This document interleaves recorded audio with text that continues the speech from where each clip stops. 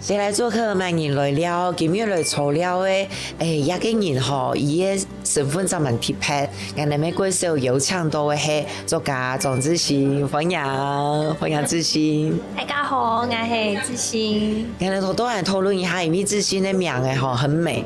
不过一看如果底讲，当初取的时候跟我的名字一样哈。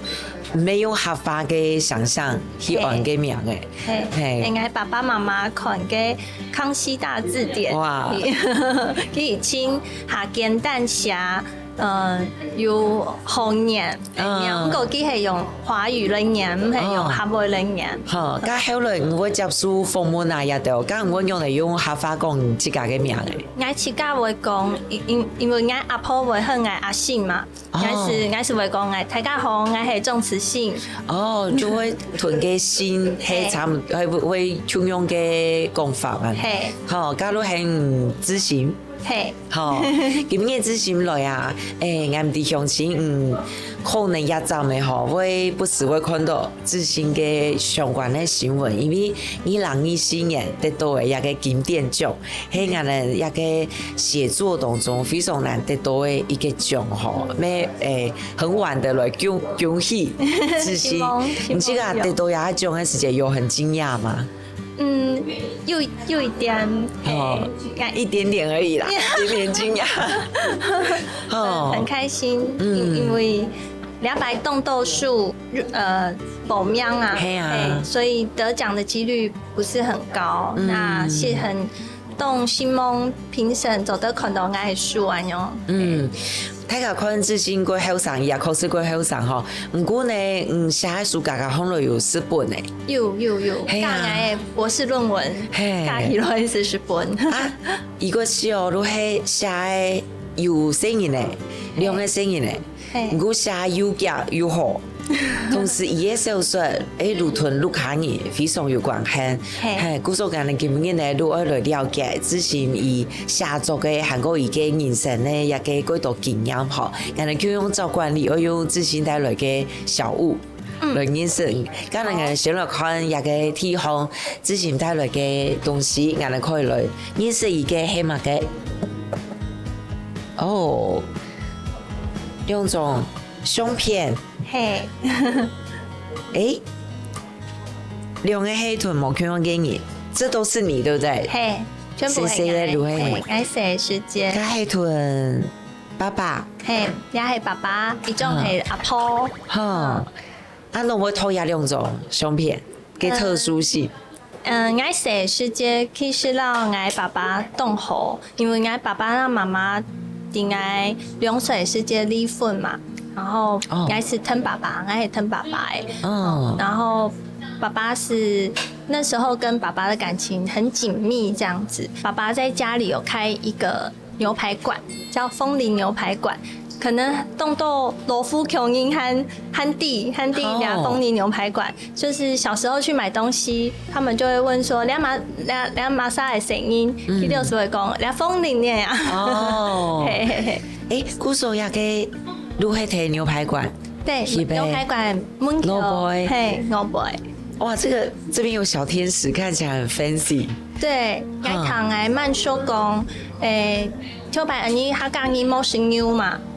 爸爸他開那個牛排館的時候，就還算在我們小鄉鎮裡有一點轟動，因為客家人以前不吃牛這樣子，像我阿公也不吃牛。那時候生意，我記得小時候生意蠻好的，就是像我的同學，後來長大，我同學都會跟我說：“哦，我小時候有去你家吃過牛排。”那我一種黑豚阿婆，嘿，我老阿婆，我爸爸媽媽離婚以後，我爸爸在善黨走條路，所以真正帶我們長大的是我阿婆跟阿公，所以我小時候阿婆就是從我媽媽那種土愛，所以我對阿婆的感情很深，所以這一次带来的冻痘东西是很让阿婆还有关系的。哦，韩国其实同爸爸同阿婆有关的书留下来，嘿，一种体片呢。两百的那个经典奖的山境就比较是里面的主角比较是以我爸爸为原型去写的，因为里面其实是因为我爸爸后来在山上的度假村工作，那我就透过那一本书去讨论山里面的族群的关系，然后还有父女之间的情感这些比较复杂的人性的部分，这样子对。好，刚刚你过了看天以后，跟阿新那个之前带来嘅同有关的物品，跟拍美团都卡有关了。嘿，一辆碰先生，嘿，哦，很还夹呗，嘿，这个正面看起来就是碰先生，嘿，可是你看后面就是已经。现有这个沟道，对，古说也系一旧诶，冻旧咧，你也系挨国中的时间，阿婆很国中，国中，可能30年前，30年前，哇，阿婆做诶，唔系阿婆，你系用阿婆挑白的去乞丐衫。去乞丐衫，因为他穿不下了，然后他又觉得这个材料很好，然后那时候我读国中，我们国中制服很薄嘛，外套跟制服都很薄。阿婆，我们湖口那边又靠海，冻浪啊，嘿啊，浪天冻浪。阿婆是讲来为浪，其实那去乞丐毛线衣，那一本他的好朋友，请他好朋友帮他拆掉，用阿婆的衣服的毛线再帮我织一件。哇，贵中的时间，哇！你一讲国中，我真的完全那个冷都想得起来。你们应该记得国中还会囤银币，你们会这样吗？比谁今天穿的最多件？你们会这样吗？我会这样是因为南部人很怕冷吗？你看，亲狗鸡溜9件。哇！我现在想不起来我怎么塞的，可是那时候真的衣服都很薄，那时候就会。韩国是讲星座，冻浪，然后我那时候穿真的觉得很暖，可是小时候又爱漂亮，就会觉得这个样子穿起来好土哦，然后就是很需要它，可是又觉得它好土这样，但是会把它穿在里面，然后可是一直长大，我都一直留着这一件蓬萨嘎兹，然后我就。只要冷的时候，我就会想到它，就会穿在身上，就会想到就是阿婆她对我的那个关怀这样子，所以其实早上我也穿着它。哇，所以到现在其实是很黑会归家走哎，对，不会走，虽然它有点破掉了，但是有补过，很珍贵耶。你看琼 C 就是很喜情的人嘛。因为我很难想象我有任何国中的衣服还留下来，当然也还有阿婆枪银对这的，不过你看是谁就抵押个珍贵之处吗？因为唔知两件红纱夹子用来留安久，不过我就好像到哪里天冷的时候，就会想到这件衣服，就会把它带在身上。然后阿婆也喜欢买衣服给我，因为阿婆的眼光其实比我的好。对，就是我小时候都以为自己的眼光比较好，然后我记得我念大学的时候，阿婆就买了一个也是卡其色的大衣给我，长大衣这样。然后因为我们我们家隔壁开了一个服饰店，他就去买了一件大衣给我。然后我带去我们宿舍，我那时候在高雄念书，带去宿舍，然后我同学看到就会说：“哦，这件衣服好好看哦。”可是我那时候本来带过去的时候，我也以为这件衣服很土，这样就觉得这样穿起来会不会很土？怎么会不会很老气？这样，然后我同学就说不会，然后他就说：“你以后都要叫你阿婆帮你买衣服。”他说：“你阿婆的眼光比你好。”同学认证。对，我相信同阿婆还有非常多的故事可以讲。不过我哋就看睇上鋪，看他身係乜嘅物品，我哋個顏色諮詢。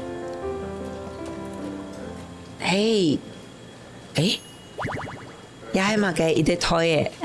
這是一個筆袋，對，因為這邊有寫旗山車站。對，這是一個獨立書店，叫做山豬窩。山豬窩書店，然後它以前是開在桃園，那我那时候就是屏风嘛，住附近这样子，住这个书店的附近。然后那时候专职写作，然后每天都会去他的书店，然后就是写作。我觉得我好像到了一个都是书的地方，然后就可以很专心的创作。然后我因为下午还会接小朋友嘛，他们有时候还会在店里面煮东西，然后就是让我跟小朋友可以在那边一起吃晚餐。所以那几年在那里，我觉得是一个很难得的缘分。那后来姐姐他们的书店就从桃园搬回到那个旗山，那我一直很怀念我们那个时候，就是在那个时间点刚好遇上了，然后可以有一段就是等于是我投入专职写作，他们给我一个很大的支持的力量。因为安尼比一定研讨卢卡夏，我冇强用冇强用，我刚还唔想要这个管题卢卡。对，因为我以前来写作的时候，都比较喜欢去咖啡馆。哦，对，唔会感觉太吵。唔会，应该是冲绳是，不是冲绳，应该说大学以后就很习惯在咖啡店写报告啊，或者是看书，写论文。所以我其实还蛮喜欢在咖啡店写东西，因为可以跟家里隔开，也有可能是在家里通常都要带小孩，所以我觉得环境的那个转换对我来说还蛮重要的，因为家里其实也没有那么多空间，那我就会带笔电，带着我的笔电出去写这样。哦，可能好多家人上方物品啊，有时候可以认识一下自己。不过我相信有关于创作的路程吼，还有很多可以分享的，刚刚自信说一下茶，我们等下继续来讲。好，我就想，像我阿婆这样一辈子，她都为了家人守在家里这样子，那她的故事又是怎么样？所以我就开始当我想到我想要写阿婆的故事，我就想到小时候看阿信，阿婆叫我帮他写下来。哇，这开头太棒了！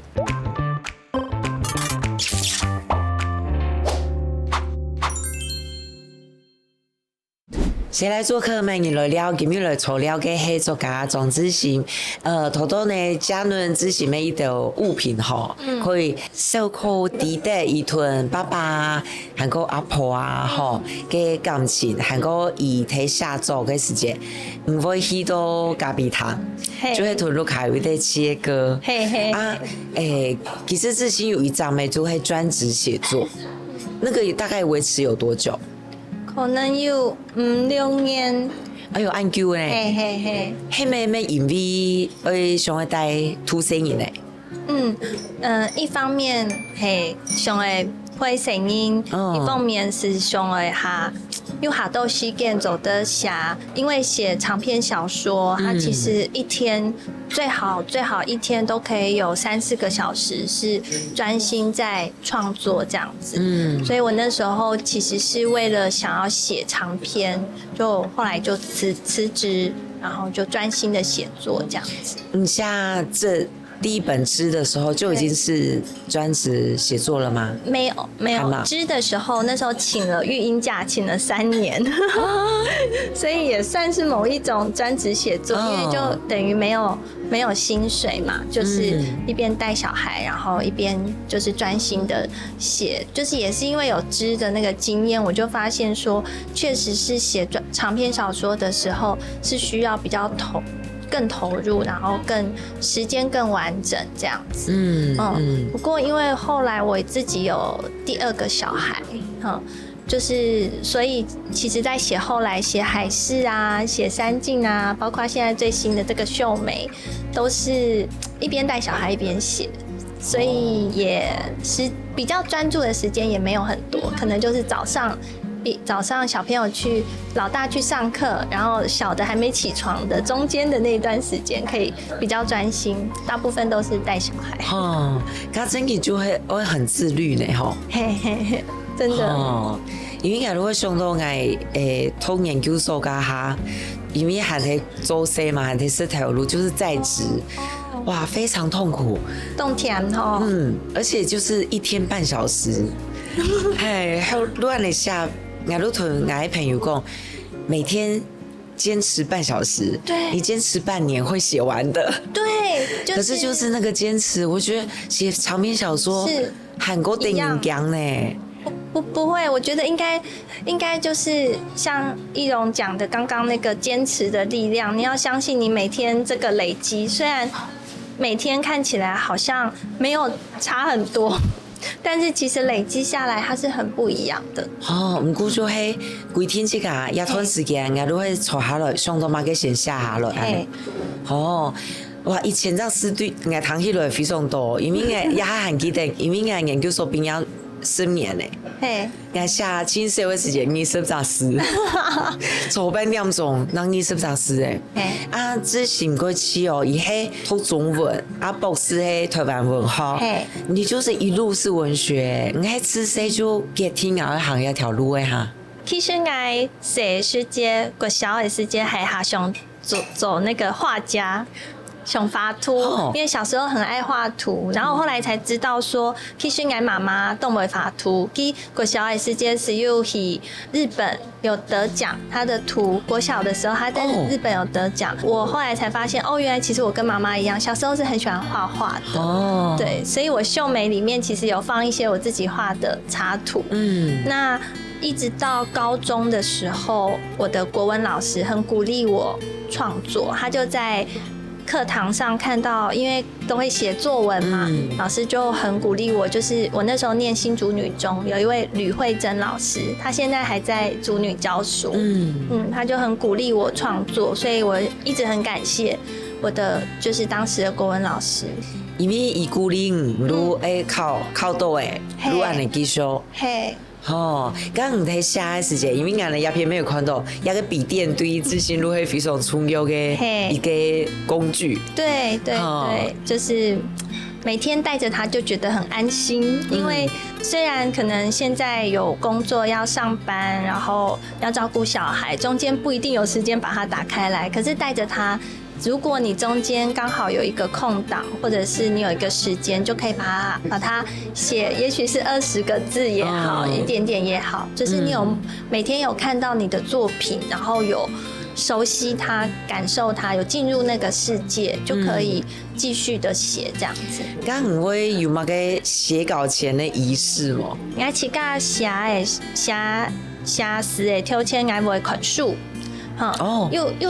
又就是会看文学类的书，可能是其他作家。然后我现在在看的是，因为我有一篇短篇小说想要写跟敦煌有关的，所以我现在在看一本就是跟敦煌有关的历史的书，这样子就是会习惯先看书再写作。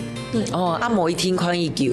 我会想看某一天，看一张诶，就开始写起家嘅安尼。你看有突然嘅声音咧，又有工作，你看是有安尼嘅能耐，情绪，就会随时可以静下来。希望你都会感觉我没有任何时间可以写作。刚才妹妹给想要创作的心非常强烈，也让你可以找到时间就。对，我觉得确实是这样。我后来发现，其实我人生里面最坚持的事情、最想要做的事情就是写作。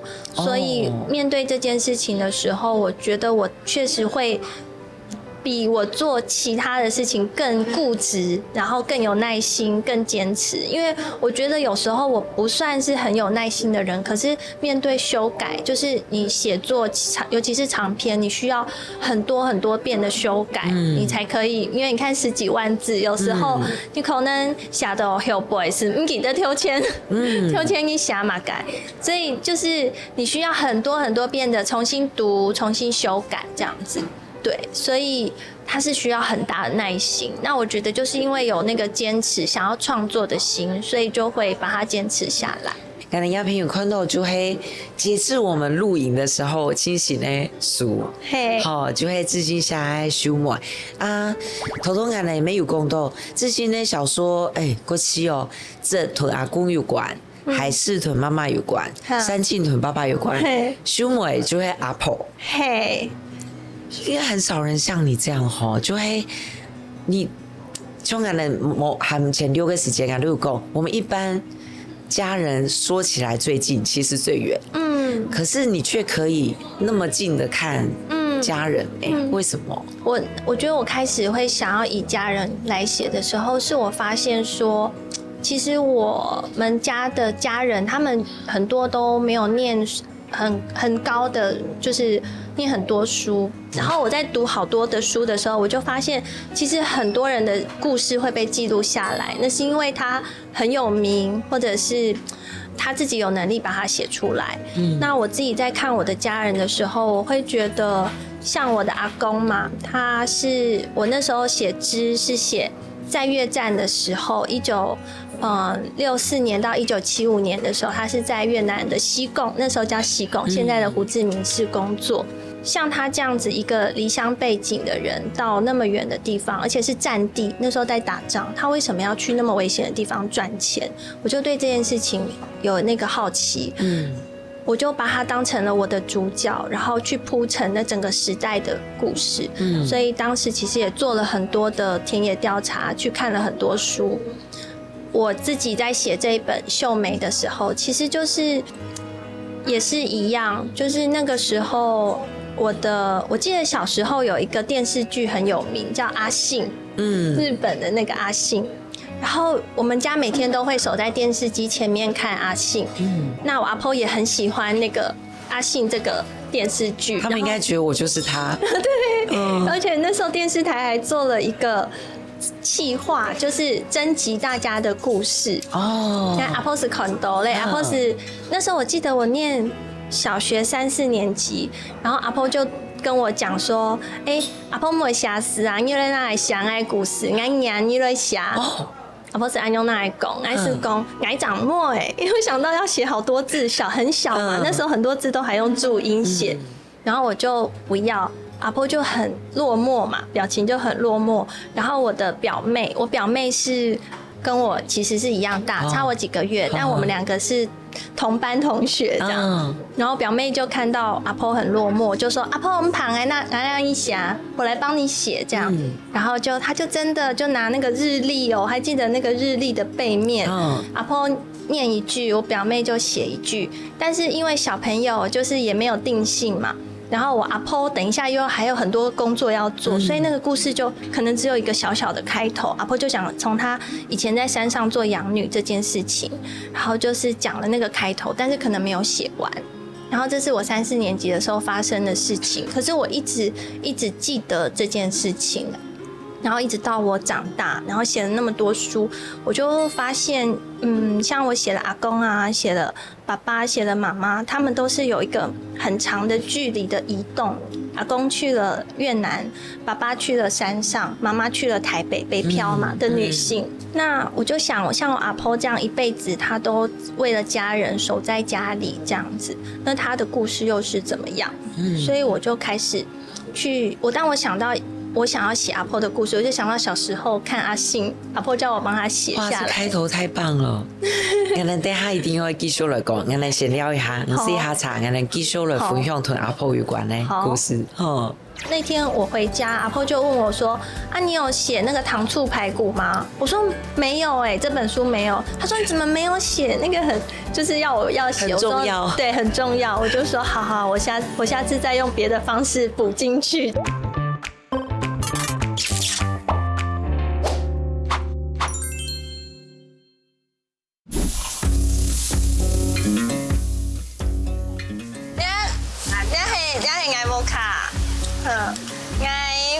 我从小是读了台，小是这阿公阿婆有了煎饺摊，我让妹妹是为了腾球安用。當乖，你講我哋讀書上唔識嘅係，但係喺佢讀書喺拜託佢，學衰咧，佢大擺讀懂啦。為什麼會變這樣？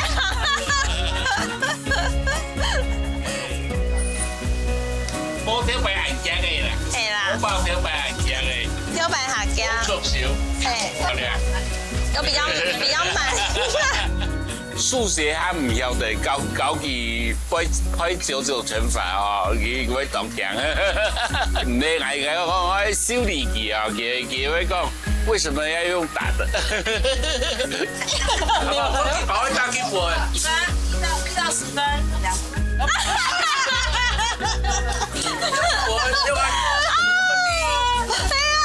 爆开啊！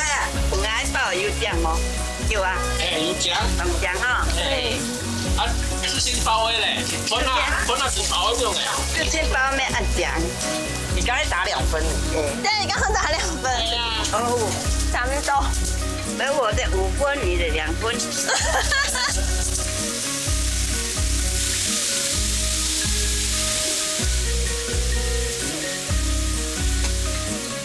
阿婆，这张照的比较整齐。这不是，这是我开咖啡厅的时候嘞，我把枫林装潢过的。这是谁？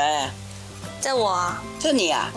这是我。哦，人家是枫林秋千。枫林牛排。因为我爸爸妈妈在我小时候离婚嘛，所以我跟妹妹都是阿公阿婆带大的，对。然后我那时候就画了这一幅画送我阿婆，就觉得阿婆很像那个母鸭子，带着我们3只小鸭子，我就画了3只小鸭这样。然后因为我很喜欢画画，然后有去学水彩，就画了这一幅送给阿婆。我这边就写了一段阿婆那个时候种阿子的一段故事，就是有一天他的阿子少了1只，然后他很怕被他的养父骂，他就去善党拜把公，然后结果阿子是转来嘞，然后过几天阿子转来，然后带着一群小鸭子回来，对，我就把这个故事写下来。然后要出书的时候，我就问阿婆说：“阿婆，你走的让来发俩阿子吗？”他就帮我画了鸭子，然后还有3颗蛋。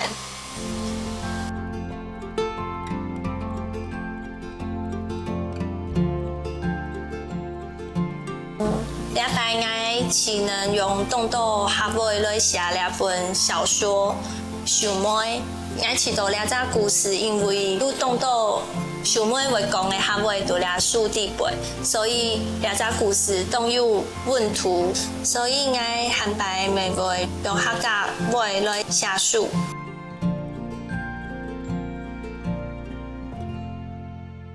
谁来做客嘛？伊来了，今日来撮了嘅系作家庄之信，偷偷之前在泰雅去到那卢卡开嘅煎饺店。嘿，你同卢卡人呢关系真的很紧密耶。可能係我爸爸媽媽寫世界比較沒有跟我們在一起，所以我小時候我寫世界寫聽阿公阿婆，然後兩個叔叔還有姑姑，我有2個姑姑，他們就會誰有空誰就來照顧我們3姐妹這樣子，對，所以跟家裡的感情真的是很，就是小時候會覺得說啊叔叔有時候會揍你啊，不乖會揍你啊，或什麼。可是現在想起來，就是叔叔一直都很疼我這樣。像這一次出新書秀美，叔叔就自己說要買10本啦，然後就是送給一些親友這樣子。上一段的時間有講到，就係阿信那個故事哈，我感覺講嗰種他也做的事情哈，晚些好像就，當然我們現在是事後諸葛，可是覺得好像看得出一些端倪，就是我想會同阿婆的故事寫出來。按頭都有講到，有在想，跟阿婆跟移動沒有像其他的親人那麼多。對。後來你是用食物，對，這個 idea 怎麼出現的？因為我想一下阿婆的故事。如果我就在想說，我可以用什麼角度去切入寫一個像阿婆那個，他現在88歲嘛，那寫他從小他經歷了日本的時代，然後到國民政府的時期，然後到現在，那他像他這樣的一個女性，我要怎麼去描寫她？那我在回想，因為這是以我阿婆為原型的故事，就秀妹其實就是我阿婆的名字。然後我就想到的都是阿婆那時候煮的東西，對，像我小時候，我記得讀書讀累了，然後肚子餓，小時候肚子餓，阿婆就會到廚房去幫我們3姐妹張羅吃的，然後很多東西很簡單的東西在阿婆的手裡面做出來就會特別的好吃。像是我记得我们那时候最快的就是面线轮，就是这种很简单，但是那个味道我就牢牢的记在我的心里。然后我自己有小孩之后，小孩肚子饿，有一天我也想到这个面线轮，我就很快的做给小孩吃。然后当我自己吃到的时候，那个味道跟阿婆有点像的时候，我就觉得好开心，好开心，就觉得好像回到了小时候。所以我觉得味道这件事情是一个很特别的一个载体。那我就也用了很多不同的食物去象征这个小妹她一生不同的阶段，这样。刚小妹提供一边做一本书，他是什么反应？我阿婆啊，现在就是到处去叫人念书给他听，因为他看不懂字嘛。然后我叔叔跟姑姑就分享说，菜市场卖水果的阿姨就打来啊，就给叔叔说，叫我叔叔赶快拿书过去。然后我叔叔本来以为他想要买我的书，结果拿过去发现我阿婆在那边，我阿婆要他念书给他听，所以叔叔就真的送书，然后那个阿姨就真的现场在菜市场里面念给我阿婆听。对，憨等子哦，憨等一下。嘿，他怎么不是叫叔叔念？他也会啊，他也会叫叔叔叫姑，只是他刚好他每天不然太嘎偷鼠鼻。哎呦，好可爱哦！要听。然后阿婆那天我回家，阿婆就问我说：“啊，你有写那个糖醋排骨吗？”我说：“没有这本书没有。”他说：“你怎么没有写那个就是要我要写？”很重要，对，很重要。我就说：“好，我下次再用别的方式补进去。”这样。哦，安定一下。刚只有讲过下黑一本书对你的意义是什么？我觉得很有趣的地方是，我挑白没有出动豆书，不过两百出小妹，可能是这个书的名字是阿婆的名字，然后又跟阿婆很有关系，所以我家的人就是很用力的帮我跟大家介绍这一本书，他们就很对这本书特别有感情吧，就是他们是真的去读，然后读到里面有一些段落，因为我爸爸已经过世了，然后我的大姑姑就是我阿婆最大的女儿也过世，他们两个都生病，然后我表妹啊他们在看，就看到里面有大姑姑的片段的时候就会掉眼泪嘛，就是会想到一些家人的故事。那我里面也有我爸爸，也有爸爸的一些。我从秀美的角度去看他对这个长子的一些回忆，这样，对，所以我觉得这本书对我或者是对我的家人来说，都是一个很特别的一本书。刚底部下按斗某 Q 给菜，有哪个黑你觉得有很特别的意义？当然每一道我相信都有，但如果你要举一个例子，有哪个英雄归词没？我们附近有个湖口工业区，湖口工业区发展之后，因为变成双薪家庭，那像我姑姑也会去湖口工业区工作，因为要这样家里的收入比较多。那也因为这样，所以我们的同学或者是在湖口的妈妈就比较没有时间做早餐，那湖口就开始有一些美而美，在我们小时候开始有一些美而美就出来了。那我小时候也好想吃美而美，可是每天我阿公啊，就是规定我一定要，他都会装一大碗饭，然后跟一碗白开水，然后就配那个阿婆可能会烫那个高丽菜，然后一些自己腌的菜啊、蛋啊，这样要我把那碗白饭吃完。每天早上都是吃白饭，我就跟阿公说：“阿公，我想的是美而美。”然后阿公就开始长篇大论，就说不看安豆千黑毛，用完有就开始骂，然后就说在家里吃就好了，干嘛还要去美而美？对，然后我阿婆就看到我们三姐妹好想吃美而美，她就自己去想办法去学怎么做，因为她自己也没吃过嘛，她就去看人家怎么做，然后最后她就用自己的方法做了美而美。我就一直记得那天早上，我就在家里的走哈嘛，就看到那个三明治在那边，我就好惊讶，就想说我们怎么会有三明治？我就叫妹妹起来，我们就一起吃那个三明治。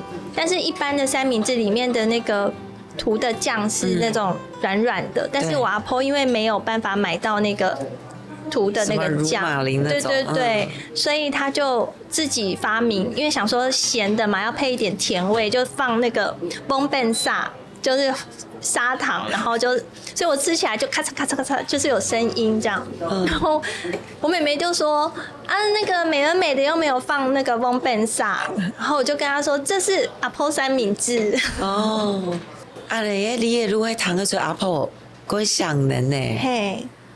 所以我就很想要把这个，虽然不是说什么很重要很大的菜，可是可以从这个小小的料理就知道阿婆对我们的疼惜啦，对我们姐妹啊，对家里的付出跟疼惜。哇，很棒哎！下一团呢，就是最后一团。如果志兴会带来对有重要意义的料理，应该不会是阿婆三明治吧？刚才等下就抵嘞，好，试一下茶，聊一下。我就在那里看到我爸爸，然后我知道爸爸过世了，我就跟爸爸说。爸爸，你可不可以回来？然后爸爸就很无奈的笑，跟我说他没有办法这样。然后我就在梦里面就说：“爸爸，可是你不回来，谁要带我回山上？对，谁可以带我回山上？我还要写那个故事。”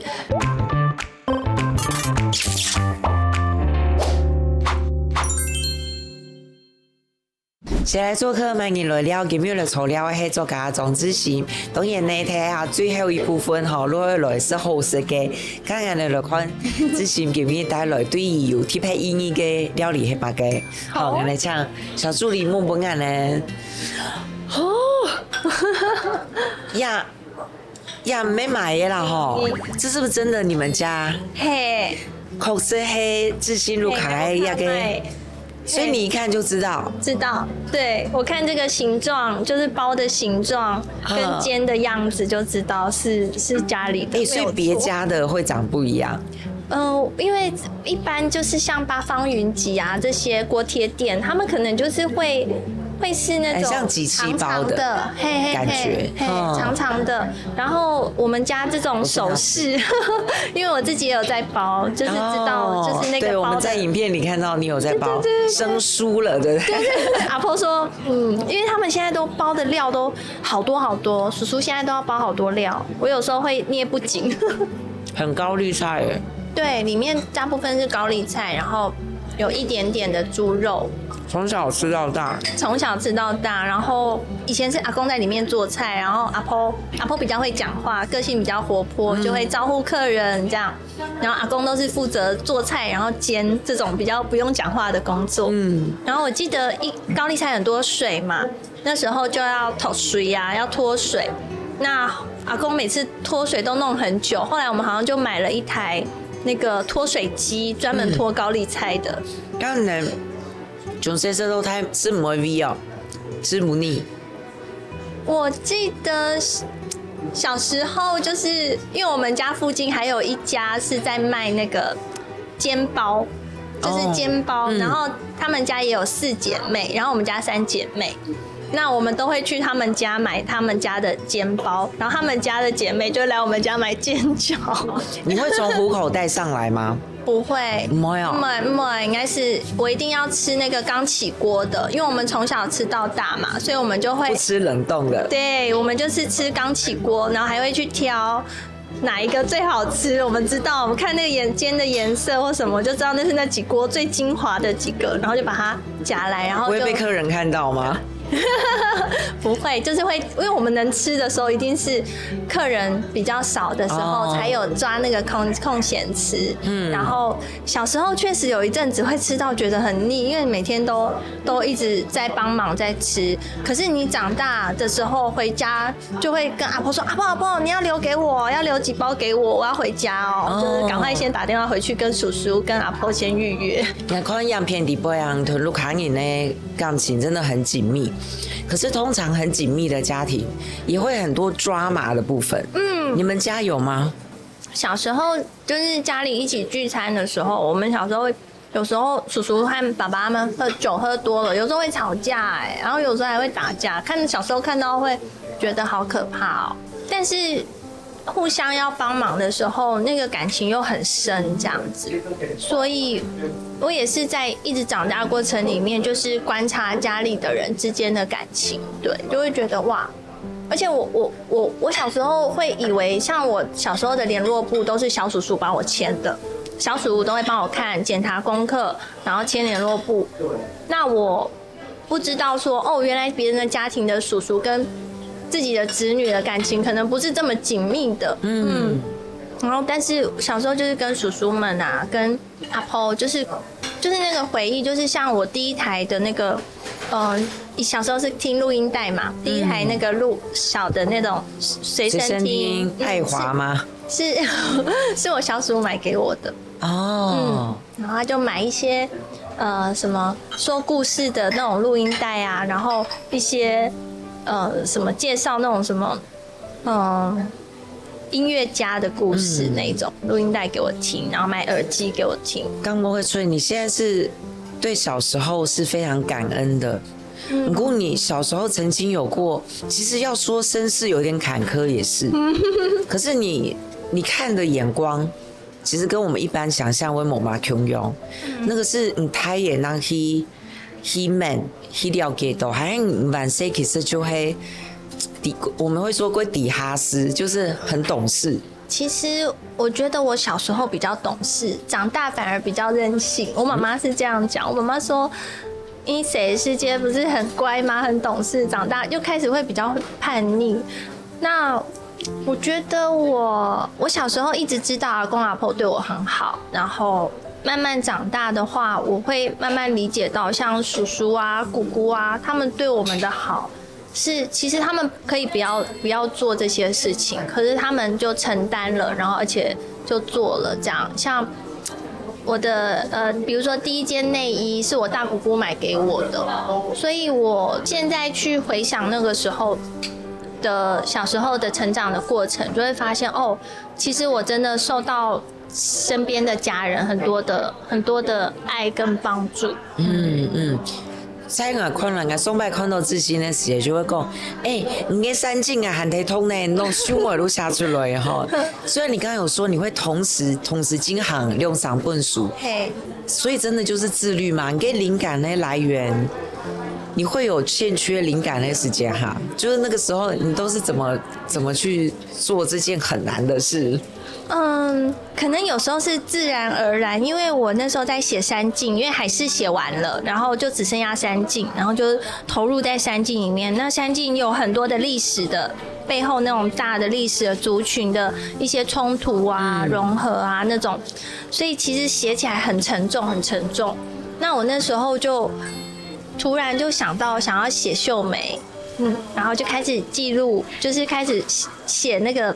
用食物来写一个小女生的一个哈嘎塞梅的故事，那就刚好跟比较阳刚的山上的故事就刚好是一个互补这样子，所以我就会写山境，写累了或者是写不下去，我就会跑来写秀梅，又得到了一些温暖跟安慰，然后又继续回来写，这样交错。真的是很爱写的人，也能够下都 V 弄不会喊黑下黑的东西，我们就是不写，但你的写。综合一下，喊黑下呢，就会真的懂好下呢吼。故说你现在脑中还有很多口一下的东西哦。就是写可能1/3的，或者是写我也不知道到几分之几的，就是在电脑里面有好几个资料夹都还在进行。但是某下你还是一样有很多东西吗？还是你是因为想要创作，所以你会很敏感的注意周遭的事物？我觉得可能两个都有，我觉得鸡生蛋，蛋生鸡。对，我好像很难找到哪一个是可能是刚开始的。可是我一直记得，就是小时候我的同学会问我说，你有几个兄弟姐妹？然后我小时候就会很认真的回答他们，因为我爸爸妈妈离婚嘛，他们又各自有家庭，那各自又生了，爸爸这边还有那时候是2个妹妹，然后妈妈这边生了1个弟弟1个妹妹，然后我就会很认真的跟他们解释，我就开始在解释这件事情的时候，就会解释到我们家庭的状况，然后开始跟同学讲，很认真的讲很多。然后同学就说：“哇，你家好复杂哦。”然后我才发现说：“哈，我家很复杂吗？”因为这些故事其实是随着我长大慢慢发生的事情，所以对我来说好像很理所当然就是这样子。然后我才发现说，原来在别人的听起来是很不一样的。对，所以我觉得我会开始去写我们家的故事，可能有一点也在回答当年我同学问我的那个问题。他就说：“哇，你家好复杂哦。”我觉得也许每个人都是很复杂的，每个人的家庭状况可能都有他很复杂的地方，只是刚好我喜欢写，我把那个复杂性写了下来。那你写下来，你感觉创作写作对也给你的影响是嘛个？其实我觉得写作给我很大的力量，对，因为我觉得像人的一生会面临到很多挫折，比如说亲人的离开，像几年前我爸爸过世，那其实我爸爸过世前我就开始在写山境，但是因为爸爸生病，我其实山境一直写不下去，因为我只要打开电脑看到山境，我就想到我爸爸在医院里面，那我就会写不下去。所以后来还是先完成，也是因为我没有办法。然后就爸爸过世之后，有一天我就做了一个梦，我就梦到我在山上的公寮，因为爸爸以前在山上有公寮，然后我就在那里看到我爸爸，然后我知道爸爸过世了，我就跟爸爸说：“爸爸，你可不可以回来？”然后爸爸就很无奈的笑，跟我说他没有办法这样。然后我就在梦里面就说：“爸爸，可是你不回来，谁要带我回山上？”对，谁可以带我回山上？我还要写那个故事，然后我可能还想讲的就是我想要跟你在一起这样子。对，可是对我后来是哭着醒来的，但我后来做了那个梦之后，就开始一直写，就是山境就把它写完。我觉得面对死亡这件事是不可逆的，然后我之前在看一本书，是玛格丽特·艾特伍他的一本书叫《与死者协商》。他说所有的写作可能都是作家们他们在对于死这件事情的一个抗拒或者是折冲的过程。那我觉得我记录了这些故事，某种程度是我想把他们的生命的某一点痕迹留下来。最后嘅结论，我没看过有人讲，好像创作就会一件事情，因为人就会没永恒，所以想要创作。对，他帮助我面对这些人世间都会，任何事情都会都会不见，都会没有。像我海事里面有写到一个手表店，就是我妈妈一直在经营的，从我小时候到这30几年的手表店，也是在今年的8月收掉了，因为妈妈生病嘛，然后也没有办法去经营那个手表店，表店生意也不好，在西门町，然后那个表店就收掉了。可是它在我的海事里面就会是一个永恒的场景被保留下来。突然觉得有点被激励耶吼，就是，但我可能没有那么认真的想写，但是，也一种丰盛呢，吼，就係你写作係一種唔係逃避，而係一種面對嘅方式。大家可能也可能吃論看啊，你想到嘛個先寫下來，它未必會變成書，可是它會係一種整理自家嘅方式。今日非常感謝之前帶來安精彩嘅故事，感謝。謝謝依柔，謝謝。我食係冇。好，我已經吃完了。剛剛可以吃很多。好，希望你。我剛剛吃起來真的剛夠。很脆呢。我小時候國中的時候啊，我同學都會跟我訂煎餃。所以真的起鍋還是不一樣，對不對？不一樣，起鍋更好吃。你要不要我請你吃？想因為有看到屯盧卡尼嘅相處的方式，因為我家不是這樣的，我家也不是很陌生，可是咱的盧卡嗰麼安靜，感情係好嘅，可是。